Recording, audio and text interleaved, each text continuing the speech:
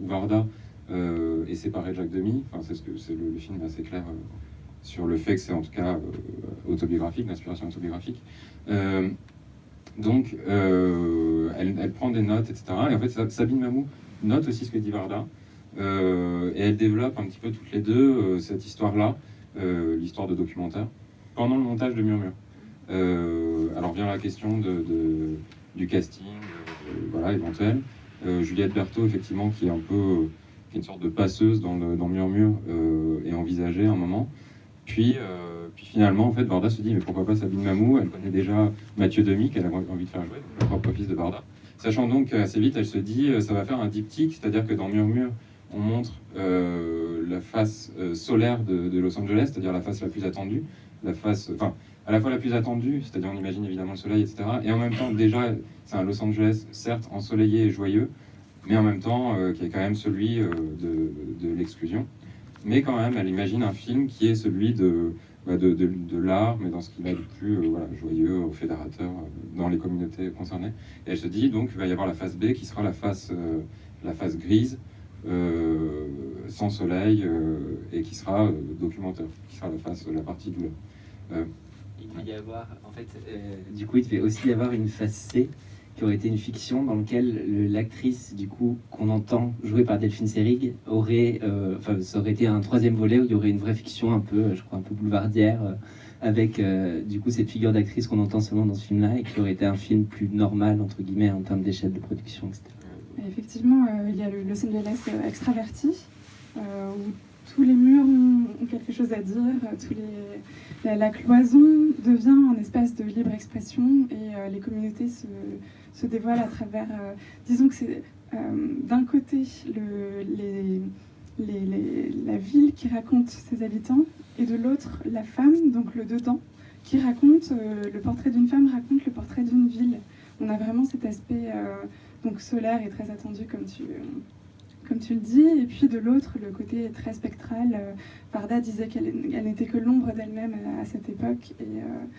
et ça se précise, ça s'incarne dans la figure d'Émilie, bien sûr. Mais je trouve qu'on dirait...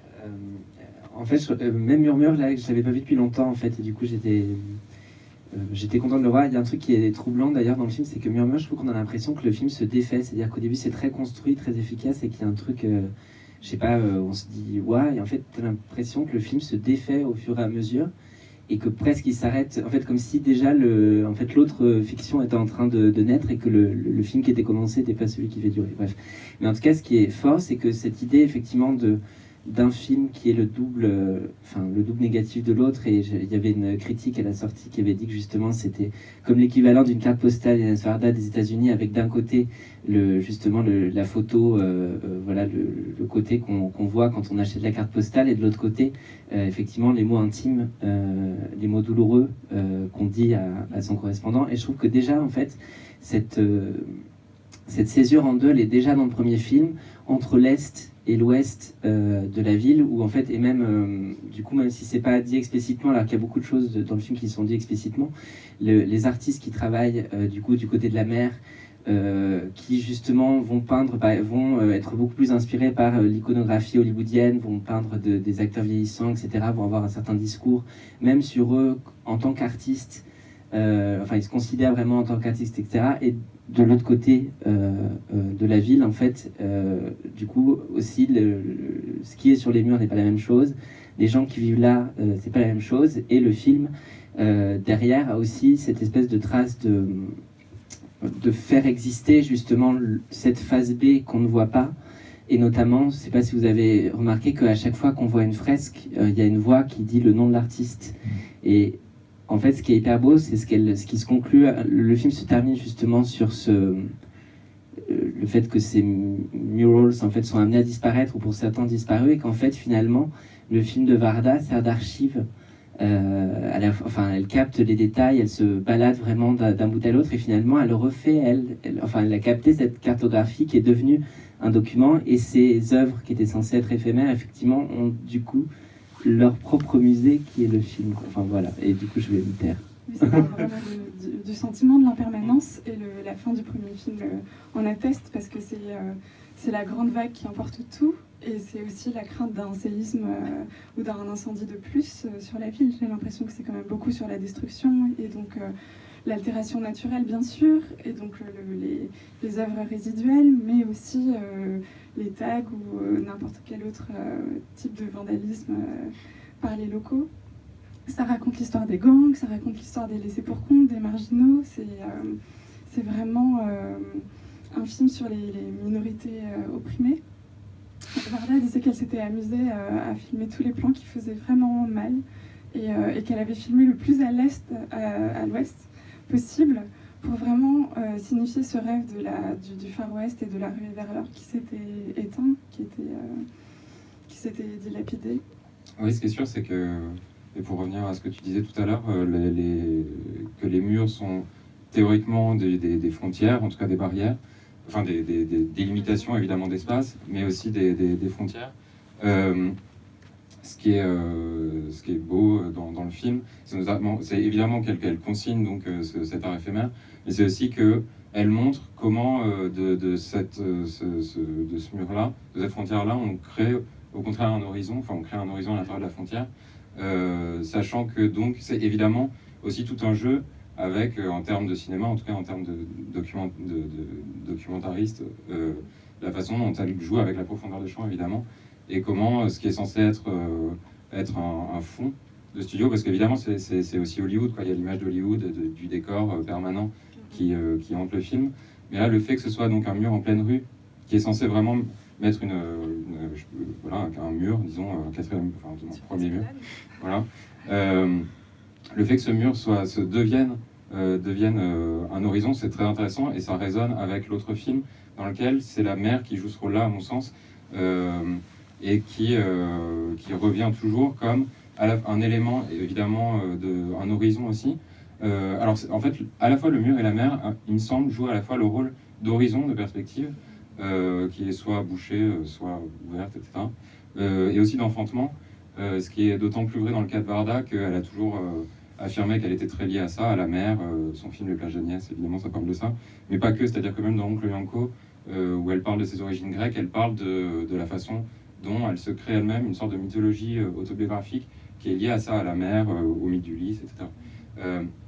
Donc enfantement dans son... Et la pointe courte, voilà, bien sûr, elle a grandi à Sète, où il y a déjà effectivement la mer omniprésente. Mais donc les murs, c'est la même chose en fait, c'est-à-dire que les murs, on voit qu'il y a des plans où les personnages sortent des murs, ou alors s'ils rentrent, mais on a l'impression que les murs accouchent de leurs propres auteurs ou de leurs propres sujets. On fait un peu passe-muraille, oui. Où les murs enferment les sujets finalement. Et passe-muraille aussi entre évidemment la vie et l'art, parce que c'est ça le sujet, entre le documentaire et la fiction. Sachant que ce qui est assez drôle à revoir les films, c'est qu'on a l'impression que Murmure est presque plus une fiction, en tout cas est presque plus fabriqué et mis en scène que documentaire, qui lui se présente pas comme une pure fiction, puisque ça s'appelle documentaire et ça joue évidemment sur l'ambiguïté, mais en tout cas documentaire joue beaucoup plus sur les plans pris sur le vif, des gens voilà, qui captaient à la volée, et ça a été tourné comme ça d'ailleurs,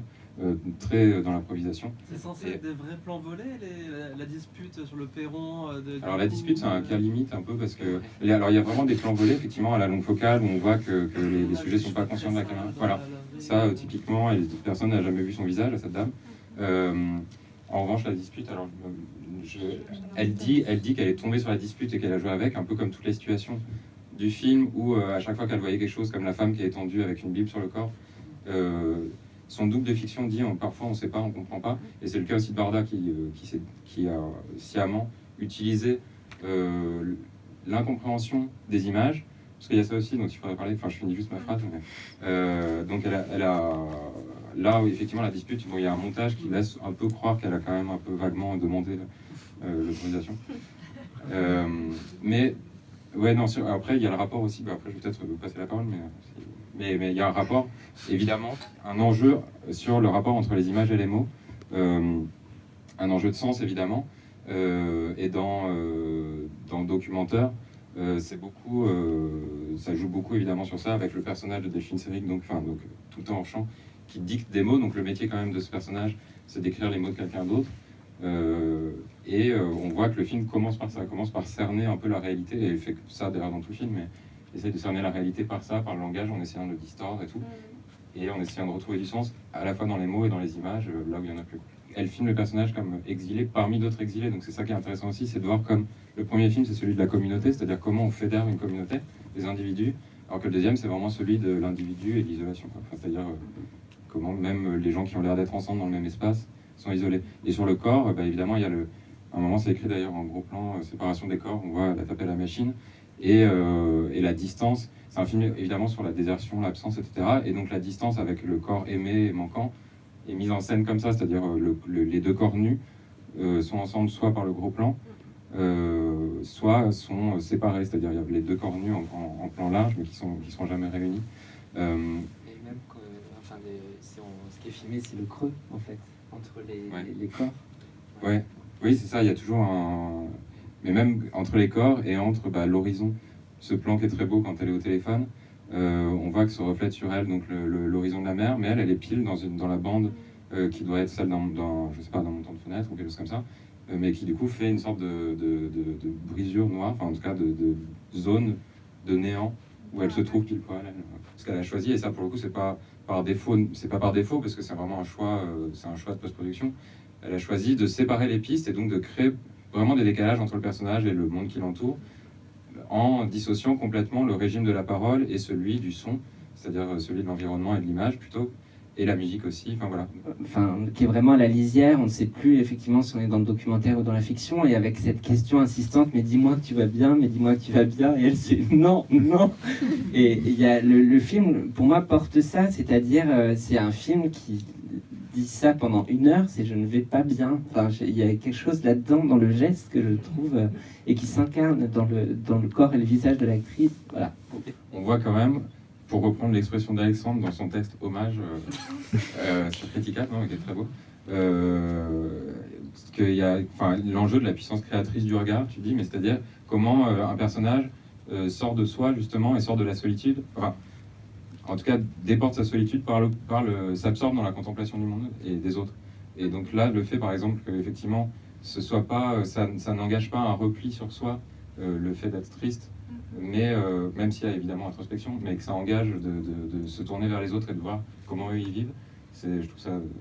assez beau.